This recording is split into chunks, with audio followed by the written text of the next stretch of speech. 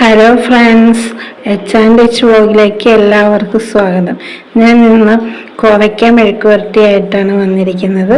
എല്ലാവർക്കും അറിയാം, ഞാൻ എനിക്ക് ഒരു 1 കിലോ കോവയ്ക്ക എടുത്തിട്ടുണ്ട്. അത് നടുവെ കീറി 2ആയിട്ട് അരിഞ്ഞെടുത്തതാണ്. ഇട്ടാണ് ഇട്ടേക്കും ഞാൻ. എന്നിട്ട് അവിടെ നിന്നാണ് ആദ്യം കഴുകിയില്ല, വെള്ളത്തിലേക്ക് ഇട്ട് 2-3 തവണ കഴുകിയതിന് ശേഷമാണ് എടുത്തേക്കുന്നത്. അതിൽ 3 പച്ചമുളക്, കരിവേപ്പില, ഒരു സവോള ഇത്രയും അരിഞ്ഞിട്ടിട്ടുണ്ട്.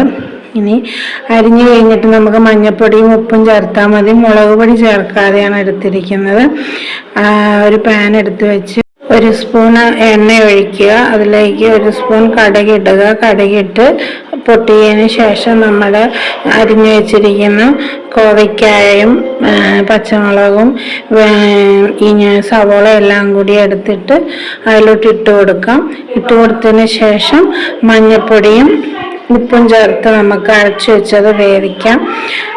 ഇത് സാധാരണ നമ്മൾ എല്ലാവർക്കും അറിയാം, എന്നാലും ഞാൻ ആദ്യമായിട്ട് കോവയ്ക്ക മെഴുക്കുവരട്ടിയൊക്കെ വെക്കുന്നവരുണ്ടല്ലോ, അവർക്ക് വേണ്ടിയാണ് ഞാൻ കാണിച്ചത്.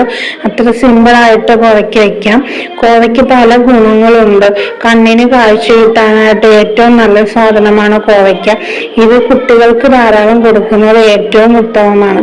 കാരണം കുട്ടികൾക്ക് കാഴ്ച കുറവുള്ള കുട്ടികൾക്കാണ് ഇത് സൂപ്പ് വെച്ച് വെജിറ്റബിൾ സൂപ്പ് ഉണ്ടാക്കി കുടിക്കാൻ ഡോക്ടർ പറയും. വെജിറ്റബിൾ സൂപ്പ് എന്ന് പറയുമ്പോൾ അത് പച്ചക്കറി ധാരാളം ചേർക്കണം. അതിൽ കൂടുതൽ അളവിൽ നമ്മൾ കോവയ്ക്ക ചേർക്കുമെങ്കിൽ ആ പിള്ളേർക്ക് കണ്ണിന് കാഴ്ചശക്തി ഉണ്ടാകുമെന്നാണ് പറയുന്നത്. പിന്നെ പട്ടരി പൊട്ടനില്ലെന്നല്ലേ പറയുന്നത്. പട്ടന്മാർ ഏറ്റവും കൂടുതൽ കഴിക്കുന്നത് കോവയ്ക്കയാണ്. അവരിൽ കോവയ്ക്കയുടെ ഗുണങ്ങൾ അത്രയും ധാരാളമാണ്. മെഴുക്കുവരട്ടി വെച്ചോ അല്ലെങ്കിൽ പീര, ഈ സമയത്ത് വേണം തേങ്ങ ഒതുക്കി ചേർത്ത് അത് കോവയ്ക്ക തോരനാക്കാം. അങ്ങനെ റെഡിയാക്കിയാൽ മതി. ഞാൻ മുളകൊന്നും ചേർക്കുന്നില്ല, പിള്ളേർക്ക് കഴിക്കാൻ സുഖത്തിനായിട്ടാണ് അങ്ങനെ ചെയ്തിരിക്കുന്നത്. അന്നേരം ഒരു കോവയ്ക്ക ഉപ്പേരി എന്ന് പറയാം അല്ലേ, കോവയ്ക്ക ഉപ്പേരി ഞാനിവിടെ റെഡിയാക്കിയിട്ടുണ്ട്. ഇത്രയുമുള്ള ഒരു ചെറിയ വീഡിയോ ആയിരുന്നു. എൻ്റെ വീഡിയോ എല്ലാം ഇഷ്ടപ്പെട്ടെങ്കിൽ ലൈക്ക് ചെയ്യുക, സബ്സ്ക്രൈബ് ചെയ്യുക. ഇനിയും സബ്സ്ക്രൈബ് ചെയ്യാത്തവർ സബ്സ്ക്രൈബ് ചെയ്യുക, എന്നെ സപ്പോർട്ട് ചെയ്യുക.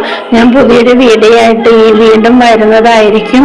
ഇത് സിമ്പിളാണ്, എല്ലാവർക്കും അറിയുന്നതാണ്, എങ്കിലും ഞാൻ ഒന്നും കൂടി ചെയ്തതന്നേ ഉള്ളൂ.